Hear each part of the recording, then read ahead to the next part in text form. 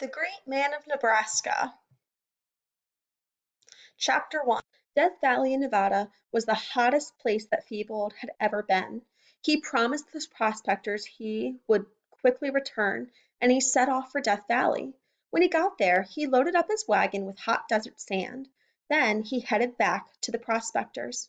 "See, I didn't desert you," he told them. "Put this sand inside your wagons, and you'll be warm for the whole trip."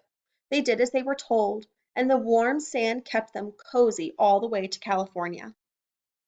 Chapter 2. Feebled, King of the Weather. Feebled hadn't noticed that some of the hot sand had spilled onto his farm when he set off along the trail. When he returned from California, the hot sand had turned his farm into a desert. Feebled looked over his farm. All the hot sand from Death Valley had made his fruit shrivel. His corn plants had withered and died. Dried corn cobs were scattered around. As Feebled wondered what to do, the corn kernels started jumping around like crickets on a hot plate. They were exploding into popcorn. Feebled scooped up the popped kernels and invented popcorn right then and there. Feebled and his animals now had something to eat until the popcorn ran out. His crops couldn't live without water, though. The hot sand had dried out the land. Feebled knew that somehow he had to make it rain. There was a lake near the farm. Feebled uprooted some of the trees near the lake. Then he dragged the huge trees into piles on the shore. Feebled set each pile alight, turning them into massive bonfires. As the fires blazed, the lake began to boil. The water turned to steam, which rose into the air. Soon the sky was filled with thick storm clouds. Feebled waited for a downpour, but nothing happened.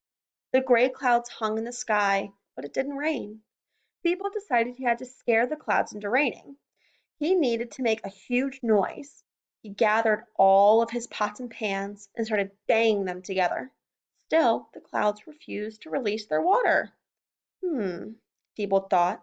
Maybe it will rain if I make the frogs croak. Feebled raced inside and filled a bucket with water. It was the last water on the farm because the lake had evaporated into clouds. He grabbed one of the biggest frogs lazing next to the empty lake. Then he plugged the frog into the bucket. Surprised, the frog began to croak. Soon the other frogs were croaking too. The noise was so loud that the clouds opened up and it began to rain. Feebled was relieved. His crops would be okay. Unfortunately, the sand was still very hot. As soon as the rain touched touched the ground, it turned into fog. The fog became so thick that Feebled couldn't even see his house, but at least the temperature had cooled down. Feebled decided to replant his crops even though he couldn't see anything. Feeling his way through the thick fog, Feebled began sowing seeds. Soon he had learned to work by touch. Fog isn't so bad, he thought. It kept his skin cool, and when he was thirsty, Feeble just opened his mouth and took a gulp of fog. The fog settled over the land for weeks. When his seeds sprouted, Feeble realized he had a problem. With no sunlight, the seeds didn't know which way was up. They had grown upside down, and their roots were sticking out of the soil. Even worse, his animals had wandered away and became lost in the fog. Feeble decided he had enough. It was time to get rid of the pesky fog. He got his shears and cut the fog into strips. He buried each strip in the ground, where at last it turned into water. He flipped each of his plants over the right way and rounded up the animals. The sun shone through the sky, warming the plants and helping them grow. Once again, thanks to Feebled, everything returned to normal. Chapter 3. Making a Beeline. One day, a little while later, Feebled was sitting on his porch, enjoying the spring sunshine. He was happy to see everything growing again. Just then, his neighbor galloped up on his horse. "Bad news," he shouted to Feebled. "A blizzard is blowing this way from Canada. All our crops will be destroyed."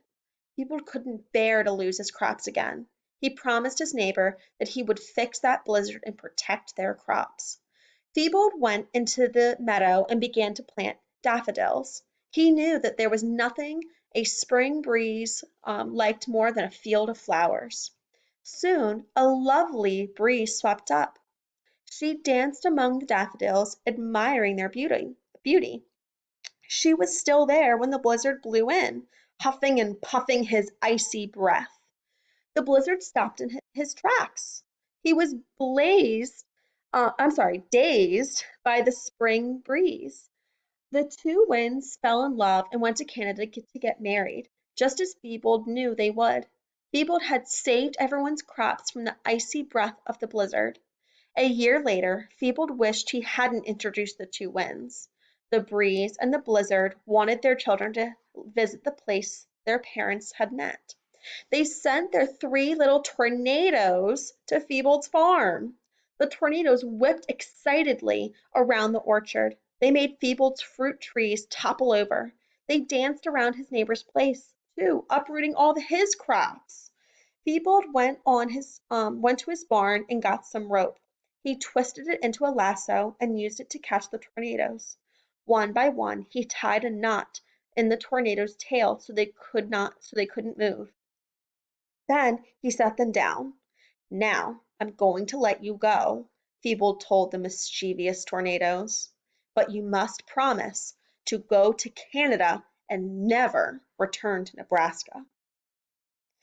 The little tornadoes agreed to leave, but they didn't know how to tell the two states apart. "I'll tell you what," said Thibault. "I will plow a state line between Nebraska and Canada. It will be perfectly straight, so you can easily tell which state you are in." The tornadoes nodded, but Thibault's neighbor scoffed. He had done a lot of plowing in his time and knew it was impossible to plow a perfectly straight line. "It can't be done," he told Thibault.